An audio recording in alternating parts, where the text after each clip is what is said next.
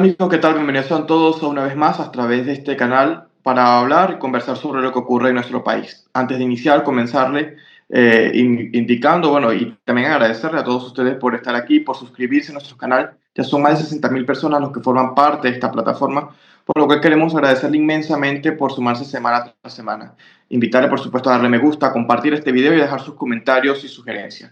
Hoy está con nosotros Yandir Lobio Dice, quien es el coordinador del Partido Centro Democrático, partido enmarcado hacia las ideas un poco más de derecha en nuestro país, y está con nosotros para conversar sobre diferentes acciones que vienen ellos emprendiendo como organización política.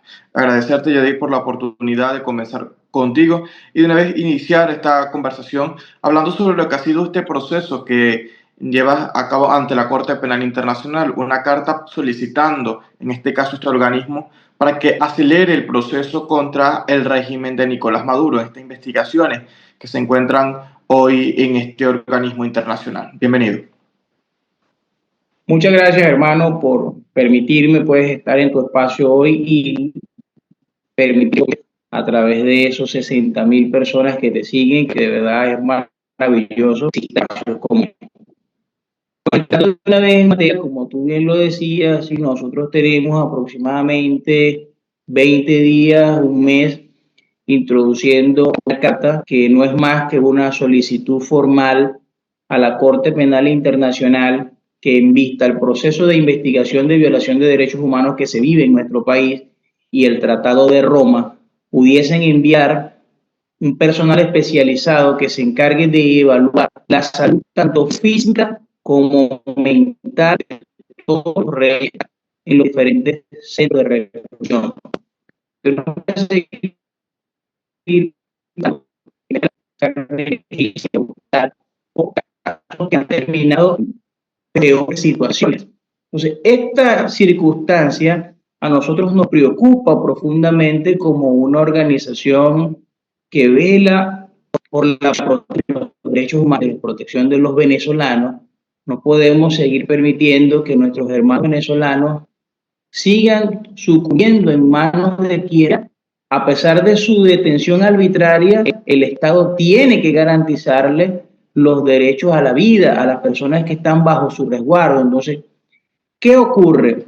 Hoy lo que vemos es que venezolanos, como te decía, han muerto, ¿vale? Han muerto ahí estando presos. Y después hay unos que han salido y gravemente lesionados, terminan igualmente días después. Entonces, esta situación es preocupante. Por esa razón, nosotros creemos que la Corte Penal Internacional también va a hacer llegar esta carta y al Comité Humano Internacional, porque es importante que en Venezuela se esclarezca la situación grave de violación de derechos humanos que existe en este momento. Ahora, como bien lo decía, la Corte Penal Internacional lleva a cabo este proceso que está en una fase de investigación, es decir, hasta este momento no se ha iniciado el juicio formal contra el régimen ni tampoco hay unas acusaciones formales contra el régimen. En este caso, digamos, el mando, la secuencia de mando que tiene el Estado venezolano que inicia por el presidente de la República hacia abajo. En estos han pasado digamos, del 2018 a este momento, 2025, ya aproximadamente casi unos 7 años desde que inició este proceso en la Corte Penal Internacional, y aún no se ha iniciado la fase real, que es la del juicio contra los funcionarios del régimen o contra el Estado venezolano. Exige que se acelere este proceso a través de esta carta, pero ¿realmente crees que este proceso vaya a tardar más? ¿Y qué es necesario, además de esta acción que estás emprendiendo, para lograr que se ejerza mayor presión y se pueda lograr que de una vez por todas los responsables de nuestra tragedia y de estos crímenes pues puedan pagar por lo que ellos han cometido? Principalmente es muy importante que las víctimas, familiares de las víctimas, hagan la denuncia, porque el problema mayor que existe hoy en el país es el temor a la persecución y a la represión que las víctimas familiares, con el caso que pasó con la esposa de Eddie Santos, Estado Apure, que de denunciar lo que ocurrió con su esposo, ella perseguidos. Y a eso le teme el ciudadano que está en Venezuela. Le teme a la persecución feroz que ha tenido el Estado porque se ha convertido en la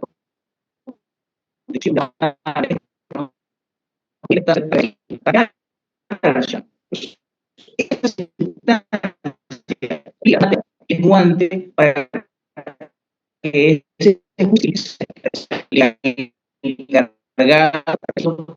la pena internacional.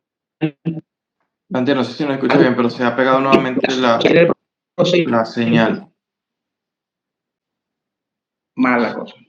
Bueno, son cosas que pasan, sobre todo estando en Venezuela, es algo muy común. No sé si a través incluso no sé si a través del audio, pues, bueno, intenta ver a ver si se puede recuperar, si no, pues intentarlo hacer a través de audio, a ver si se puede escuchar un poco mejor.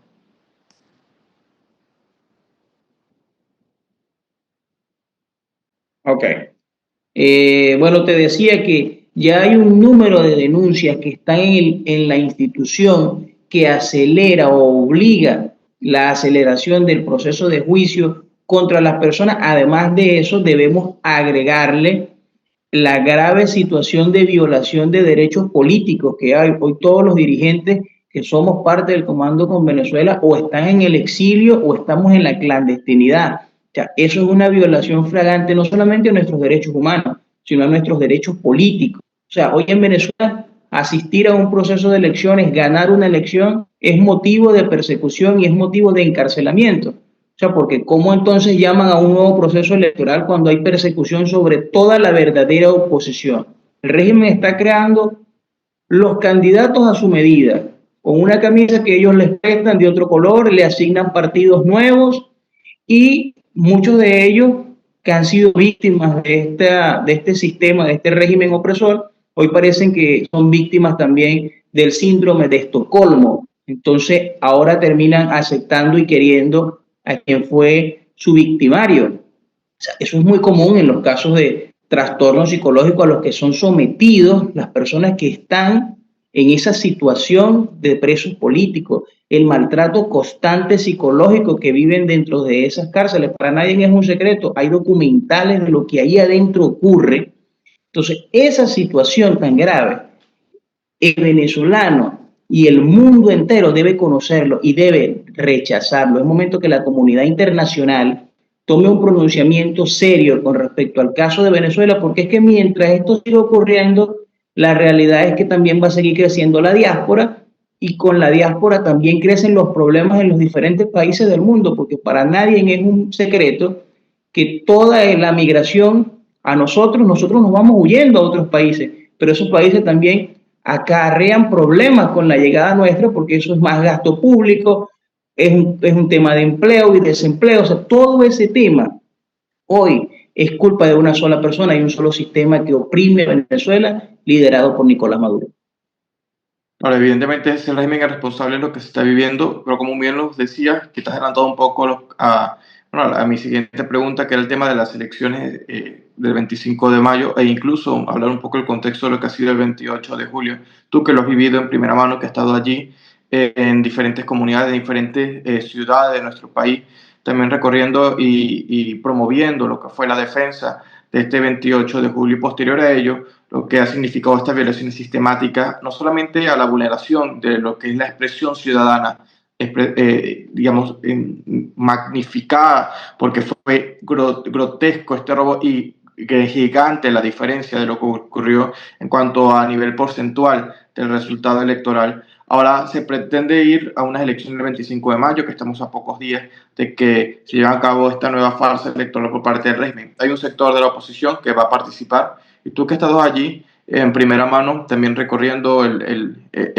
tu región, tu país y diferentes ciudades, has visto a estos dirigentes, a Capriles, por ejemplo, a Henry Falcón, haciendo campaña para el 28 de julio, porque llama poderosamente la atención que esto mismo que parecía que estaban desaparecidos, aparecen ahora para participar en esta farsa del régimen, y anteriormente pues no movieron ni un dedo para que el 28 de julio se concretara la victoria electoral con la contundencia y con las pruebas en la mano. Entonces me gustaría tú que estás también desde Venezuela, que nos dieras tus bueno, tus impresiones de lo que significa este 25 de mayo y sobre todo lo que significa este sector de la oposición que encabeza Enrique Capriles, Henry Falcón y Manuel Rosales.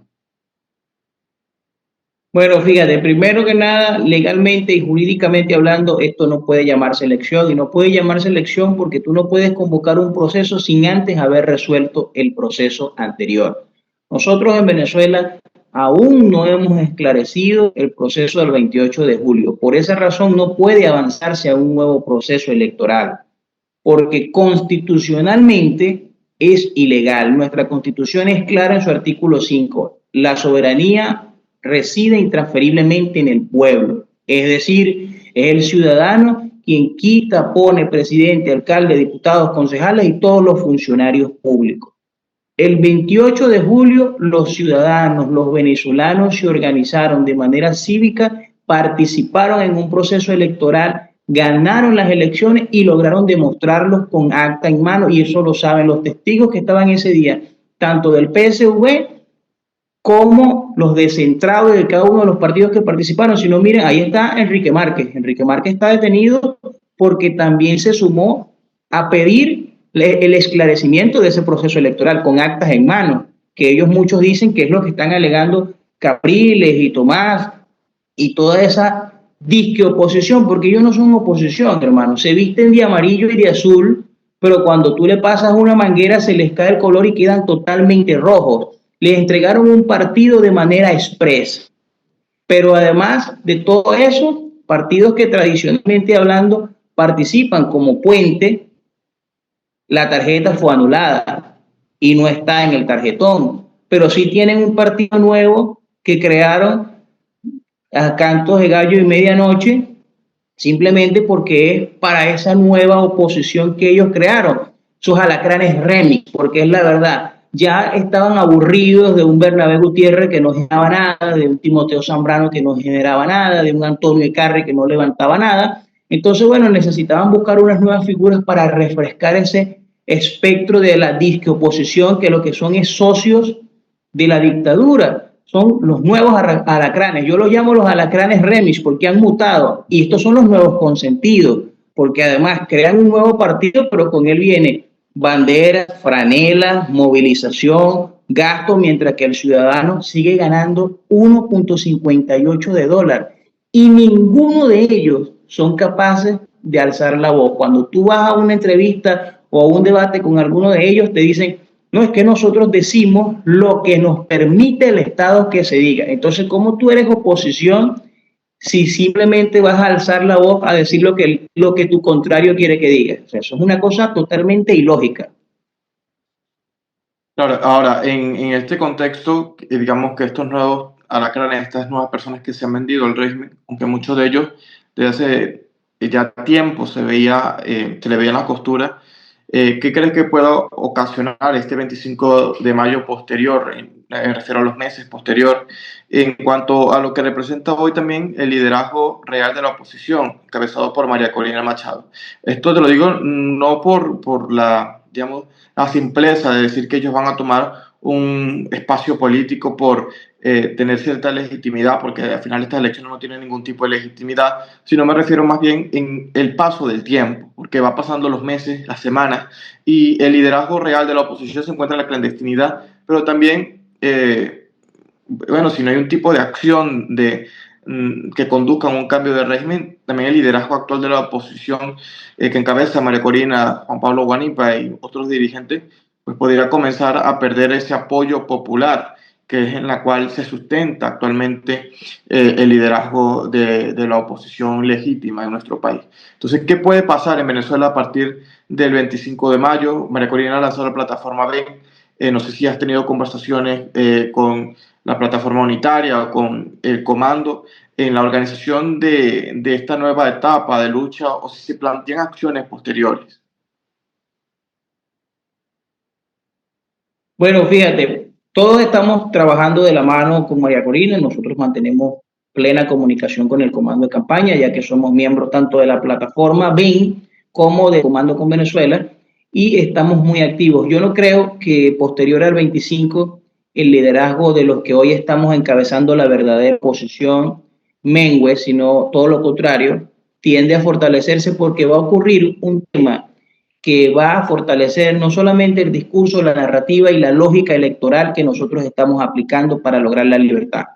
No se trata, este es un proceso y muchos lo han confundido, aquí no se trata de votar o no votar, aquí se trata de legitimar a una persona que hoy usurpa Miraflores y el poder real que lo tiene el ciudadano. El ciudadano ya eligió y hoy todas las encuestas revelan que el 85% del pueblo de Venezuela desconoce ese proceso electoral. Si en Venezuela fuese como en Colombia y en Brasil, que se contabilizara la opción del no votar, de la no participación, aquí quien fuera el ganador fuera el gran no. ¿Y no por qué? Porque primero desconocen al ente comicial, o sea, no hay confianza en el CNE. Segundo, porque no hay una propuesta electoral creíble, tangible, que pueda despertar en el elector la capacidad o las ganas de ir a votar, porque todo el venezolano sabe que un gobernador, un alcalde o un diputado, como han estado estos que están allí, que lo que hacen es aplaudir como focas, y los gobernadores que entonces a los días salen a decir es que no tenemos recursos, ¿cómo les damos respuesta? Entonces, ¿de qué nos sirve? Mientras que una oposición seria como la que estamos encabezando todos nosotros, los que nos hemos mantenido firmes y eso nos ha costado estar en la clandestinidad, ha logrado decirle al venezolano con firmeza y sin engaño, debemos organizarnos para poder lograr la libertad. En este momento nosotros siempre hablamos durante la elección de una transición. La transición la estamos viviendo en este momento. ¿Pensamos que iba a ser fácil? No. Sabíamos que íbamos a tener todas estas complicaciones y estas complicaciones las hemos ido venciendo una por una. Y lo decía María Corina hace días atrás. El régimen dijo que no iba a haber primaria, lo logramos. Dijo que iba a ganar las elecciones, nosotros ganamos. Decían que la gente iba a salir corriendo a votar en este nuevo proceso y el venezolano se mantiene firme en la no participación y en escuchar a esa líder que no fue elegida por partido, fue electa en un proceso de primaria, como lo es María Corina Machado. Claro, bueno, que de hecho las encuestas señalan, Mega Análisis publicaba esta semana o la semana anterior sobre la posible participación y ronda la extensión más del 80% en la población venezolana. Y eso bueno, tú que estás dentro del país lo palpas también con los ciudadanos comunes con que conversas. Pero lo que me refiero realmente no es bueno, que Capriles vaya a tener una legitimidad, porque a esta altura ya no la tiene ni la tendrá. Ni tampoco vaya a tener una aceptación popular con todas estas acciones que está cometiendo y que la ciudadanía, de hecho, en las mismas encuestas señalan como traidores. Pero sí me refiero a que si no se toman acciones de manera más duras, contundentes contra el régimen, que pudieran acelerar su salida, la población venezolana puede entrar en una fase que ya está, y podríamos decir que puede estar iniciando, de no solamente desesperanza, sino de apartarse, tanto de un lado como del otro. Entonces, ¿qué consideras tú si desde el comando, bueno, se han planteado algunas acciones, se ha lanzado una plataforma BEN, no sé si tienes conocimiento también sobre lo que se trata, esta nueva plataforma, y bueno, también que nos brindes también a quienes nos ven un mensaje también de fuerza y esperanza en torno a esas estrategias que se están planteando desde el comando con Venezuela? Algo. Tú bien lo decías, se ha conformado la plataforma BEN, ahí estamos partidos políticos, sindicatos, organizaciones no gubernamentales, manteniendo lo que siempre se dijo desde el principio. El ciudadano es parte fundamental de esta lucha y eso es la plataforma BEN. Una plataforma para mantener activo a ese grupo de ciudadanos que el 28 de julio decidió cambiar y que hoy todavía reafirma su compromiso con el cambio. Ahora bien, tú bien lo decías, hay acciones, se tienen que tomar acciones. La campaña que hemos venido manejando y durante todo este proceso, su mayor fortaleza es justamente la discreción de cómo suceden las cosas. Nadie imaginaba lo que ocurrió con la operación Guacamaya, pero es una realidad tangible que permitió que nuestros 5 hermanos que estaban ahí secuestrados porque convirtieron una embajada en una cárcel, pudieran hoy estar libres, que en los próximos días también van a escuchar de boca de ellos acciones nuevas, acciones desde el ámbito internacional que va a permitir mover aún más la cosa. Pero mientras tanto, tanto el ciudadano como los factores políticos tenemos que hacer ver la crisis grave que está sucediendo en el país. Y una de las cosas importantes es este tema del documento que nosotros estamos introduciendo, porque si nadie dice lo que ocurre ahí adentro, si nadie se preocupa por lo que está sucediendo, entonces la comunidad internacional tampoco puede darse cuenta de la situación que se vive en Venezuela. Nosotros como venezolanos tenemos que visualizar lo que está ocurriendo. Ahora, quería preguntarte, para también hablar un poco sobre la organización, la cual también diriges. Quería hablar un poco, que nos nombraste allí, la Operación Guacamaya. El régimen dice que, bueno, que hubo una negociación y algunos indicios. Y quisiera que tú nos los aclararas de los que algunas cosas que se han tomado posterior a ello. Entre las cosas ha sido la liberación, digamos, de, bueno, de algunos encarcelados que habían sido encarcelados de Estados Unidos, deportados nuevamente a Venezuela. También lo de la niña, que ha significado, bueno, un bastión para ellos de propaganda. Y por otro lado ahora la continuidad de lo que ha sido Chevron, la licencia de Chevron en Venezuela, por 60 días más. Y ellos señalan que esto es parte de la negociación. ¿Qué respuesta darías a las personas que nos escuchan, que también pueden generar ciertas dudas? Mira, el régimen es mentiroso siempre. Ellos siempre van a mentir y tú bien lo decías, de cualquier cosa van a querer hacer una publicidad. Todo el tema de la niña, los Estados Unidos lo habían anunciado días antes que la niña iba a ser trasladada a Venezuela, solo que estaba pasando un proceso de investigación debido a que su padre está en el SECOT por unas denuncias graves y por una situación legal que tiene en Estados Unidos y querían ellos como Estado responsable verificar que esa niña iba a llegar a un espacio donde sus derechos como niños, sus derechos humanos no iban a ser violentados. Eso fue lo que ocurrió, ese fue el tránsito que ocurrió para que la niña llegara a Venezuela, de lo cual ellos hicieron un show, burlándose incluso y sin proteger la identidad de la niña, que es donde la LOGNA debería hacer un pronunciamiento claro contra el Estado si aquí hubiese una división de poderes, porque a esa niña en todo momento se le expuso al escarnio público con eso que hicieron. Una niña que pudieron haberle causado un trauma por todo el show mediático que ellos han hecho con respecto a este tema. Eso por un lado. Lo segundo que me preguntabas, disculpa que se me fue. Sí, sobre el tema de la licencia de Chevron. Eso es otro tema que ellos han querido vender como les ha dado la gana, cosa que tampoco es de esa forma, porque bien claro se está hablando de un proceso para la culminación de lo que eran las acciones en Venezuela. Eso es normal porque hay deudas pendientes, hay temas que todavía Venezuela tiene con esa empresa y los Estados Unidos están protegiendo su empresa, una empresa norteamericana que tiene deudas con un sistema opresor que naturalmente tiende a robar a las personas que vienen a invertir en Venezuela. Ellos como Estado garante de su economía están protegiendo la economía de su país, pero eso no implica que sea por un proceso de negociación como ellos lo están haciendo ver. Simplemente están manteniendo la legalidad en cuidar a su empresa, pero bien lo decía ayer Marcos Rubio, nosotros vemos a Nicolás Maduro como lo que es un dictador, que es una amenaza para el hemisferio. Con esas palabras, Marcos Rubio dejó muy claro lo que piensan de Nicolás.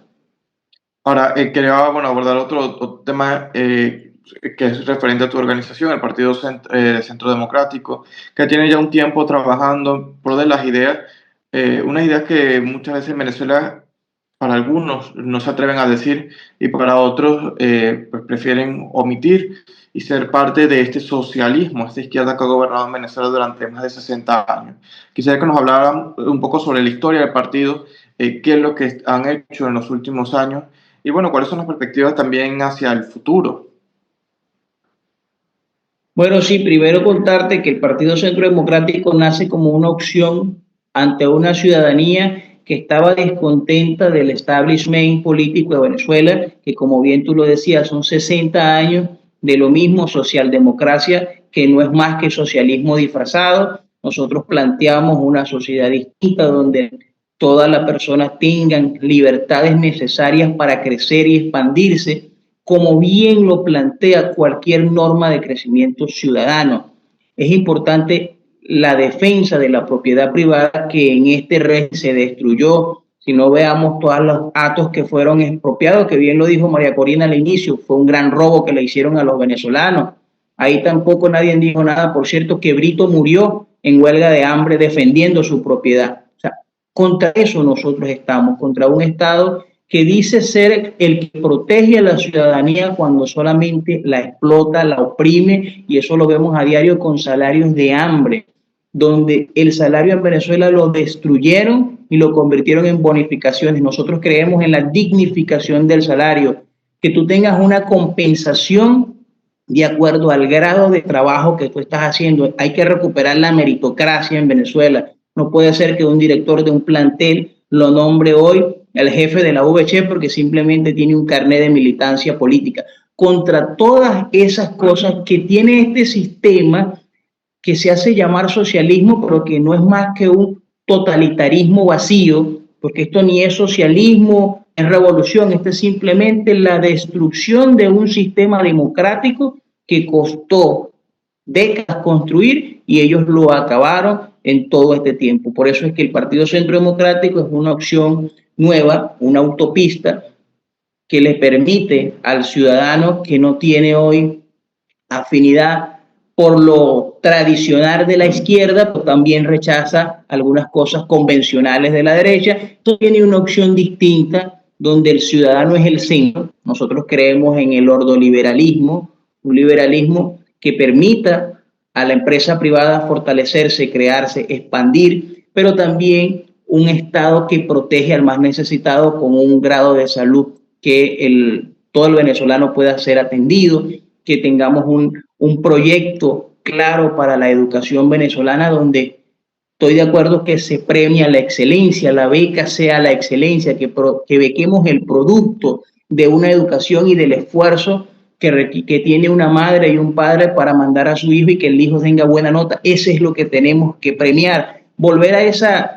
beca Mariscal de Ayacucho que en algún momento fue el desarrollo de millones de venezolanos que hoy, o esa PDVSA del 2002 que Chávez despidió, esa PDVSA en su mayoría, todos fueron becados y de ahí vino un gran refuerzo de cerebro para Venezuela, grandes conocimientos que se adquirieron afuera. Todos ustedes, los venezolanos que están fuera, van a volver con una mentalidad distinta, con experiencias distintas, con economía distinta, y eso nos va a permitir a nosotros en el nuevo gobierno movilizar esa Venezuela que queremos. Ahora, ya se nos acaba el tiempo, nos quedan apenas unos 2 minutos, pero también quería preguntarte respecto a la organización si se considera la derecha un poco más conservadora o un poco más hacia un Estado más liberal, si creen un Estado reducido o si creen en un Estado que proteja al ciudadano. En este sentido lo hago porque evidentemente la derecha también tiene sus diferentes aristas, sus diferentes corrientes. Correcto, por eso estamos en el ordoliberalismo. Toda libertad como sea necesaria, pero el mínimo de estado de protección al más necesitado.